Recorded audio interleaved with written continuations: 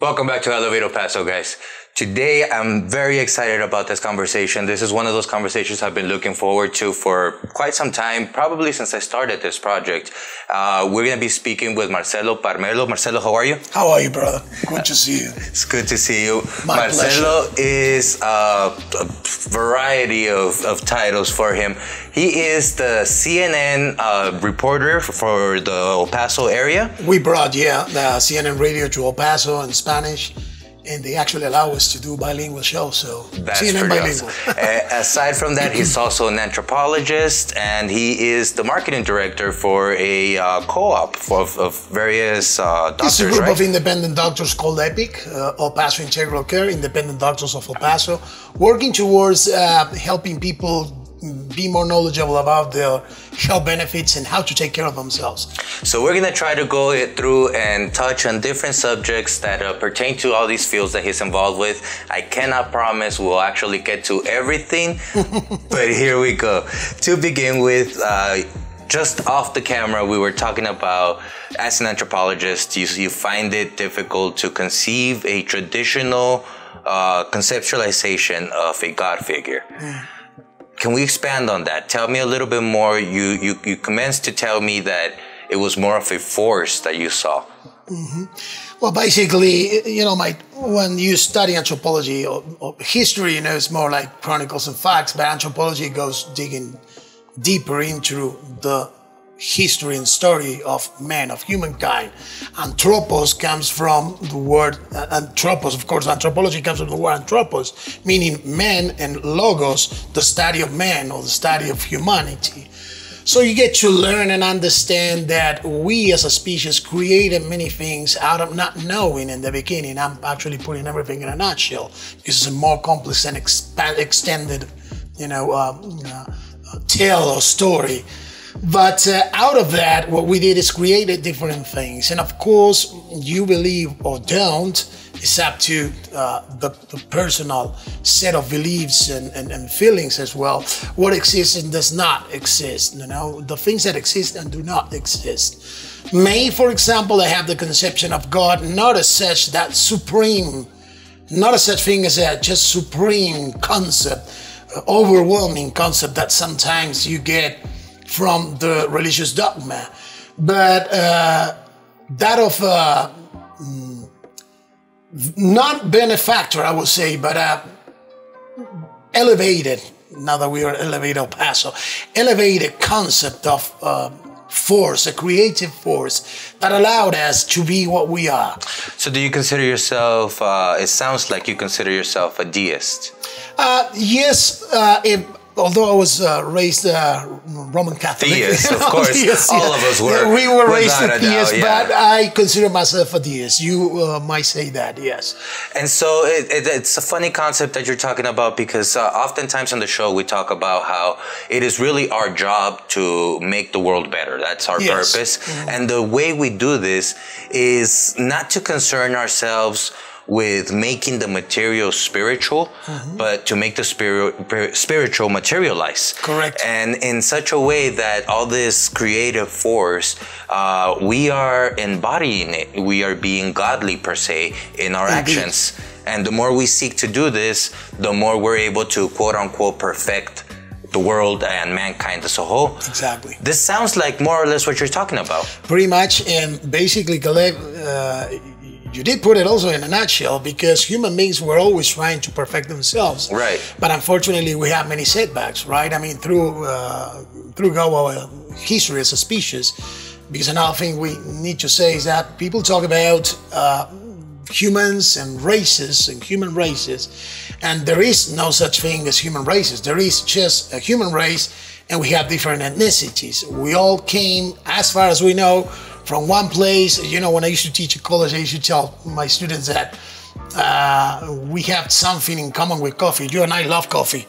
We are coffee lovers to the extreme, which is great, and we're very happy about it. And the thing is that we were both born in the same place. Coffee and humans, the first most eloquent connection with what we are now with the Homo sapiens was discovered in Ethiopia. The same thing with coffee. We can trace it back and track it back all the way to thousands of years ago in Ethiopia. Actually, it's a story of a pastor who 6,000 years ago, give or take, found that not a pastor, a shepherd, a shepherd who found that his goats were jumpy and they didn't request too much time of sleep, to keep on going. And they were chewing on a little grain, something that were making them that way. So the pastor did the same. He found that grain to be too bitter. So what he did, he squashed it, mixed it up with water and drank it. And he found that it was a little bit too much to drink it cold and just like that. So he learned to heat it up all together with the water. And so hence, he used to tell, the frappuccinos and the cold coffees were not too popular in the beginning. But the hot coffees were, eventually, thousands of years after we got to the fancy frappuccinos and everything. But humans and coffee, both started in Ethiopia, the center of Africa. And from Africa, we expanded all over the world. And the reason why we have different tones of colors of skin, and our skin is of different colors. Some skin is fair, some skin is darker, some skin is a little bit yellower, some skin is a little reddish. It's because of thousands of years of evolution. And some people tell me or ask me, okay, and what now? Why don't we change now? Why don't we grow a third eye or a sixth finger or something like that? Well, we don't know yet because evolution takes thousands of years. So we are into that. But also conduct evolution, it doesn't take that long, but it takes a lot of time, considering when we were talking before starting to film, behind cameras, we were talking about, civilization as we know it right now and the structure is not that old. And you're perfectly right. But we keep on evolving, right? In every single sense of the word. Morally, mentally, spiritually, physically, and biologically. So hence, we are a race or a species, that we keep on going in this race. And we're still kind of new if you think about other species also. So what you're trying to tell me is that we as mankind, the race of mankind, have evolved our concept of God as well, and we're no longer having an anthropomorphic Zeus type of figure God, but instead... Some people do though. and indeed, but it seems like we are getting to the point where the recognition is that we are to embody God. So therefore, as a human race in totality, as creation on itself, Plato said we are the atoms of God. Exactly. And he also said God experiences himself through us. Through humans, yeah. So is this more or less what the evolution of the God concept has brought us to? Well, good thing, an interesting thing that you're calling the classics, such as Plato, people that had a vision, and that the classic philosophers had visions that went into darkness for a period of time through the history of humanity, and then they were picked up, when the time of Renaissance came to be. And then it wasn't that easy for them to interpret or to understand the full length of what they were trying to say or mean or meant or projected in the ancient times. So yes, somehow we always knew along that we are that, and even if you read the Bible, it says that we are the image of God, literally, So we are somehow that, and we kind of projected that image, although there is lots of people, and lots of people all over the world that will still think about the white-bearded man sitting on a cloud, Santa Claus-like, and I understand and I respect everybody and every kind of beliefs, every system of beliefs, especially if that system of beliefs supports your well-being and it pushes you to be a better person. But one thing that I always try to live by is the fact that we need to keep on asking questions and understand that we are ignorance, like Socrates said once, and if you think that you really don't know everything, that you don't know a thing, of what is about to happen. And you know a couple of things, you know, although you might have read thousands and thousands of pages about different topics and subjects, you always are going to keep that feeling of being thirsty and hungry for more. Right. And you need to do that in a good way. Always project that. My idea is, my father used to tell me this, always try to find a way to do better for humankind, no matter how much you can do. Right. It might be a little bit, but that little bit might help you move forward, or may help, I don't know, 3, 4, 5, 10 humans to move forward to a better life or something better.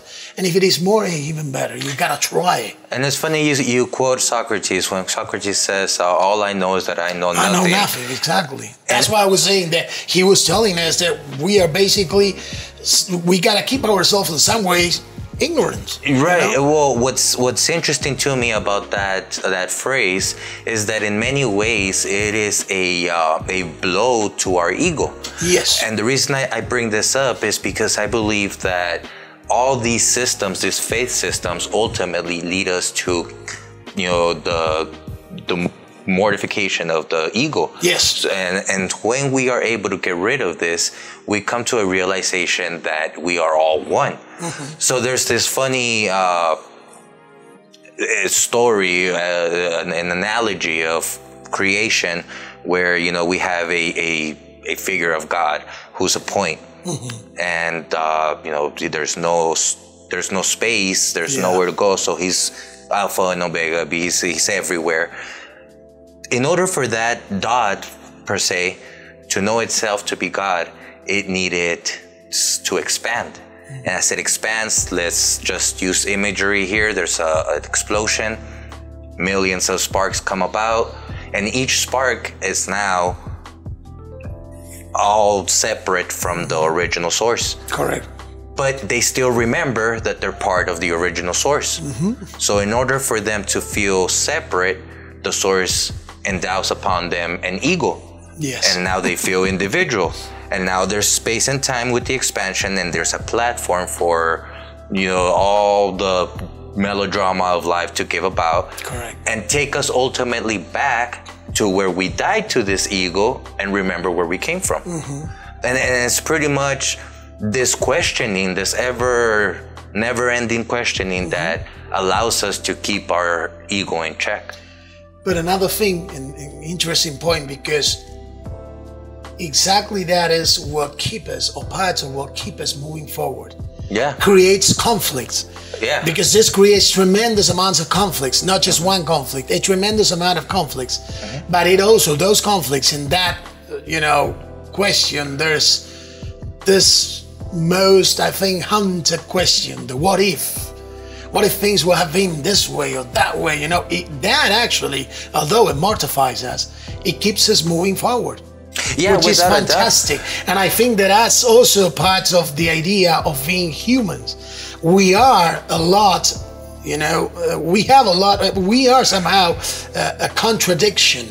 You know, we could have been one thing and then we turn into something else. We were talking before, behind cameras, that 195,000, in between 195,000 years ago to 165,000 years ago, conditions on Earth were so harsh that eventually we went down to in between 20,000 to 40,000 Homo erectus, which is where we are now. I mean, human beings, I mean, Homo sapiens, I'm sorry, right?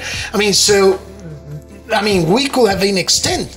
We could have literally been out of the picture like thousands and thousands of years ago. And we prevail. And that's a fantastic thing, because we literally were at the brink of extinction. And we prevail. So at the point and at the level of advancement that we are right now, with all the good and the bad, I truly believe that the projected idea of a human being from here to 1,000 years can be both destructive and constructive, but in the end, you know, it's always a yin and yang kind of thing, and that will lead us to keep on being here. That's when you think, hey, you know what? Somebody will probably pick up this video, you know, we are finding great ways of conserving things, you know, Right. in 1,000 years, and we will go like, wow, they were talking about us. Right. It might happen, who knows?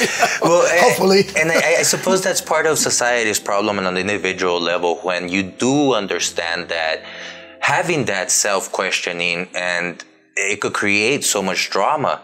And I think people stop themselves, and that's when the progression stops, and we start having fanaticism manifesting in people's lives. And I believe that is a great problem to society all throughout the world. Now, we've gone over a little bit of this subject. Let's move on to, tell me about being on the radio. You've been on the radio now for many years, and I've been with you in several. We got a great interview recorded at Facebook. Then we're gonna resurface it so people can see it. There you go. It was a very good interview about. I believe that people know right now. I mean, up to now, that they know that you're a great photographer, creative artist. So, and that's a good interview about that. Thank you. Yes, sir. Yeah, we did that one, and then we did another one when I was high priest. That's right. That's right. Oh, when you were actually made, you came over and talked about how the whole process was. Another fantastic interview. Yeah, that was. Thank you for that. Tell me about your experiences on the radio. What's been one of the most memorable experiences? Well, one of the most memorable experiences was when the formerly known as Saddam Hussein Airport, not known as the Baghdad Airport in Iraq, was taken by the Allies in 2003. I was there, and I had to actually broadcast to about 5 different radios. Wow. And one was in German, the other one was in Italian, another one in Portuguese, then Spanish and English. And Spanish and English, you know, we both are very fluent, but with the other languages, I manage myself. But when there's so many languages involved, you get a little bit crazy and confused and dazzled, especially when you have bombs exploding around and bullets ricocheting. So that was one of the pain points and, heights of probably my career. And thank God that we didn't have by then, the Facebook thing. If not, I would probably have done the social media thing. But yeah, those situations when I was a combat correspondent, I think that I had the most interesting, fantastic, and also led through some of the most horrific situations as well. I could imagine. How long did you do that for? I started back in 1997, and I went all through to 2001. Then when the attacks happened here in America, I kind of enlisted myself and volunteered myself to go and get into different conflict zones or surrounding areas. I will infiltrate myself, posing as and now I can talk about it because I didn't do it no more. If not, I wouldn't be able to. Or literally your life could be in danger.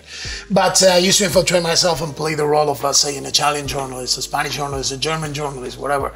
Get into neighborhoods in different countries around the Middle East and try to find the information about what's going on, where we will have potential terrorist cells, how things could go, then go back and we, in a situation room, will make a full analysis, say what kind of information we'll call actually released to the regular and perennial press, and what kind of information will be privileged and confidential. Right. So those were the kind of things that we used to do and assess back in the day. And so coming out of that and coming into being at home, doing radio at home. Beautiful. What was that transition like? Beautiful. Right. Well, the thing is that we started, as you and I did, we started first with the perennial regular radio and TV thing, and when we started, we didn't have all these fantastic alternatives of social media, which I think is fantastic. I really do. For once, I'm a believer of the idea of having reporters all over. Even though we're going to have lots of bad reporters, people that will actually send all over fake news and not check without checking their sources or nothing. I think it's healthy to have people communicating, to have massive ways of communicating or broadcasting. Even somebody who never picked up a mic and do that. Social media is fantastic, but the way is that, to go back to your question, it's great because once you went through certain experiences, you can channel everything into and bring everything to the table when you're doing radio, say at CNN, KBIV, 1340 AM and 92.7 FM, which is the platforms that we have, and bring all that and put it to work into different topics, different kind of shows. And I think that experience only can give you better tools, more tools for you to not defend yourself. I would say for you to move forward. Right. And you've also done a good part of sports reporting, right? Oh, yeah, we did. We did together too. Remember? We did some boxing. The boxing reports we did actually get with Salud de Vida back in the day with Dr. Armendariz. We used to do the magazine, the Epic magazine, and we sent it to Vegas and to LA and other boxing epicenters, and eventually we were contacted by the Mayweathers. We got a good connection. Well, the connection with Mr. Rafael Garcia, God rest his soul, was made several years ago because he used to come here to help in the David Nino Rodriguez camp and in other camps as well. And I used to see the guy when I used to go train to Vegas or to LA, and we kind of developed a friendship. Eventually, Dr. Armendariz developed a friendship with him too. Great relationship. We did great things together. I'm nothing but happy about that. And we got to cover the best fights of the last 15 years. We could go through Martinez Chavez Jr., Mayweather versus Pacquiao, Canelo Lara, Canelo Mayweather, Pacquiao versus Bradley, many great fights. The conventions, and as you were part of it because you were taking pictures of some boxers and some sports personalities. I mean, we got everything channeled through that magazine that you have, I think, a sample of one of the issues. And I think it was great. I mean, in total in El Paso, within you, me, Mr. Weller, and other figures, Mr. Carlos Casante, a pioneer in journalism in Spanish here, also God rest his soul. He left this world on September 21st, 2011. But we created with this fantastic group of people, like around 7 different printed media, printed magazines and newspapers, including Diario del Paso. We were part of that as well. And we're very proud about it because it was the first, properly say, big daily newspaper in Spanish here in El Paso. Right. And it's still going strong, so. Yeah. So, and now we've moved on to doing marketing for pretty much a lot of the same people involved in that era. Yeah, some of them, they're still there. As a marketing director, this is an interesting field. It is a field that I'm involved with quite a bit as well. And I find it that it's one of those things where, you have to find yourself educating the public a lot more about marketing before they even make a decision on this. And tell me a little bit more about your experience on all this. Well, it's hard to educate. Sometimes they want to have or to get results right away, and you got to explain the process and the steps. You know about that, right? I mean, we were just, again, behind cameras talking about that. So the thing is that you got to actually let them understand that it is a process. The first part of the process always comes to establishing an image and a structure of an image, then getting to let the people know and make them know about your product. That's the hardest part. And then comes the part of marketing your product so everybody will have it in mind and in their hearts. And from them on, you have to actually keep that structure working and moving forward. Sometimes it's hard to convince groups to move forward with a certain structure, a set of ideas and projected things that you have to put to work and in motion in order for the product to move forward to the next level. Because marketing is a never-ending, and it's a never-ending task. It's always there's always something else to do, and you always have to understand the variety of prices and price variations. One day, for example, next year you don't know. Perhaps a radio makes a comeback, and you have nowadays it's combination of media. It's TV, radio, digital, social media. The cyber world is pretty much involved in everything. So if you don't understand those concepts, I mean, one little leg that you don't pay attention to, it can break, and the whole structure can go down to crumbles, which is what you don't know, what you don't want. Right? I mean, and you don't know, because you don't know which leg can actually be the weak spot. And a lot of them you're able to foresee, and I suppose that's where our job comes in. There's a funny trend going on. We have everybody's streaming at this point. In the television world, now everybody gets their media online. However, it has gotten to the point where everybody is coming down to just 2 streaming platforms. We will name them. They're 2 of the biggest. One has to do with flicks, and the other one has funny characters. Yes, they do. So those 2 Years and will dominate the scene, and most people are going to end up cutting down on their paid cable. So in essence, we could very confidently foresee open wave television rising in popularity in the next 1 or 2 years. Pretty much. And the thing is that radio is right there. Getting into that structure as well. Well, not only just, and you see today, for example, other platforms that are very famous also on radio are having a hard time selling their product. The consolidation of TV radio, which is radio, transmitted or broadcasted, TV shows broadcasted via radio, or the other way around, as they're doing it as well, without having, structures similar to these companies you just mentioned. Right. It's going to be very interesting to see what's going to happen. But one thing that I know is not going to happen is that there's no way a machine could replace this. Right. What we're doing here. I mean, you can have the cameras and everything established and set for a great set and the lights and everything going perfect. And you probably don't need a 3rd or a 4th person behind cameras. But you can never replace talent, conversations between a human and another human, or many humans in set will never be replaced. I mean, movies, for example, they're coming strong. I mean, everybody believed that, well, theaters, people are no longer going to go to theaters. And they have a resurgence, 75% up this year alone. Which is interesting to know that the resurgence has been going back and remaking. We're like having a flashback of the 80s and 90s in Hollywood. Oh, yes. Many movies. Yeah. Have been remade. It seems like, all of us that were kids and saw the first ones are now at that age that they're trying to target. And they're coming right back and doing it all over again. And we love to go back and see the original ones as well and show it to our kids. Say, hey, look. Yeah. So an interesting thing on the human factor of all this, when we're talking about having that platform so open to being creative and having so many outlets to creativity,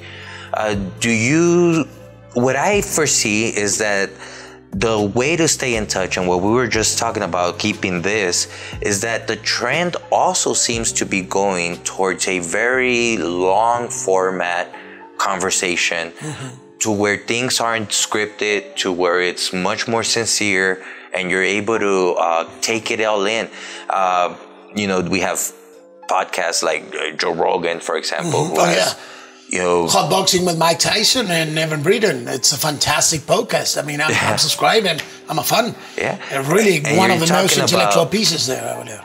I mean, I've seen some podcasts that are 3 hours long, conversations, and I know I watch them. I know a lot of my friends, we sit there to the whole thing, and I believe that's what's keeping a lot of that human factor in this.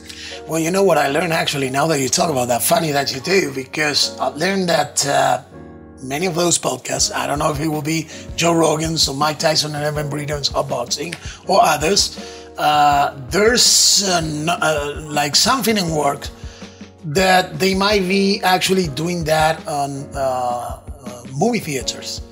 Like you will go there and they will actually say, well, you know what? There are like 3 or 4 podcasts that are going to go live and we're going to be projecting them. You have to pay your ticket. You can get your popcorns and your soda.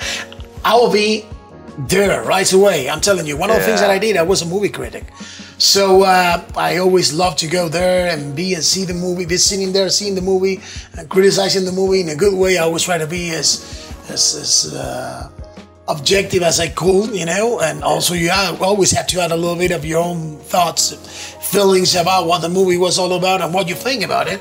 But I'm going to be there. I'm telling you, if that's the case, I think that not only me, I believe that you will be there too. For sure. Many of our audience many of the integrants of our audience, our viewers will also love to go and be there. What's also come out of that has been something very interesting, which has been an open conversation, much like we're having here live. Like Sam Harrison and Jordan Peterson went around the world and just basically sat in front of a stage and had a conversation. 2 of their first episodes, I believe, were basically revolving around what truth is. What is truth?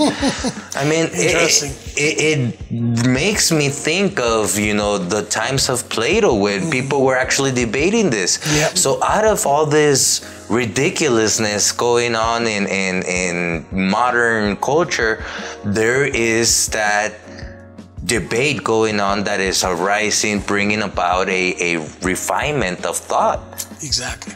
And it's fantastic. And you always have to bring, and again, truth, there's so many definitions. I mean, truth is what is truth. I mean, what happens, right? I mean, this is truth. I mean, that this is a table, that you made it. Right. Fantastic, because you did. Right, but, I did. But I mean, and when it comes to a more complex thing about things that happen, everybody will have, it's like that famous phrase, I know my truth. Right. People do have their own truths, and each one of us has and understands a version, or our version of the truth. What I think is that, and this is a very philosophical thing too, as long as that truth, once I actually heard this from a philosophy teacher back in college, professor, and she was a neoclassical, professor with all that projections of the old ideas brought back to the new and combining everything. And she used to say, as long as that truth serves humanity well, that's a good truth. Yeah. And I think that's fantastic. And again, because you're never going to consolidate all the truths into one truth. There are things that are unavoidable truths. I mean, there's no way to say that this is not, a table that you made, and somebody will say, well, it could also be a chair, and I can sit on top of it, but no, the truth is you made it with the purpose of making a table. Right. And that's a fact. Yeah. Facts are true as well. I guess at the end of the day, the bottom line, the debate at the end of the day is going to be whether there is an absolute truth or a relative truth. Yeah, pretty much. And what is an absolute? Again, absolute truths can come out of things like this. Right, but even in a metaphorical, metaphysical, abstract reality. But you will have absolutes and relative truths, but you will always be subject to a debate. Yeah. Everything will be debatable. That being said, there does need to be an essence of absolute in your fundamental living. Oh yeah, that's why for you, you're going to set your basics. Mm-hmm. Your basics, your base, and your projected ideas, and what you see and feel and understand out of your myriad of knowledge, and out of the myriad of things that we ignore. We will set the steps and the basis and the projected things that we need in order to understand what is truth, what is not truth, what is an essential absolute truth, what are going to be partial truths, or hey, you know what? We can even debate about a certain topic that people will assume is undebatable. Right. And again, hundreds of years ago, there are things that we're debating right now that were literally undebatable. I mean, things that if we will be talking about these things right now, 200 or 300 years ago, what do you know? Maybe we had somebody knocking on our door and saying, hey, you two are going to burn in the stick. Right, basically. For sure. And that's another thing. We really don't know what is going to happen from here to 100 years. We can predict, but we cannot exactly know. As we cannot know is some truths hold as absolute right now. Some are going to be unbearable. They're not going to be changed, but here too, we had one thing for sure, and it's that everything evolves and moves. Life is a living thing. Right. I mean, we don't know what's going to exactly happen. And we have change as our only constant. Yeah. We have change as our only constant. Exactly. You're absolutely right. Marcelo. Hey. I appreciate you so much. My pleasure. My pleasure. And thank you very much. And congratulations. You have a good thing going on here. I appreciate it. Where can they catch you? Well, they can catch me on Facebook, Marcelo Palermo. Also, 92.7 FM and 1340 AM. Every Thursdays, 1 to 2 p.m. The rest of the platforms are national and international, so I always post them on Facebook and they can see them there because they're not broadcasted here. But I will be more than happy to share it with anyone who hits on my page. And we got to do this again. And my pleasure, Uri. Come to the secrets of the universe. And you have to come to my radio show, my friend. You got it. All right. You got it. Thanks a lot, mate. Appreciate pleasure, you. as always.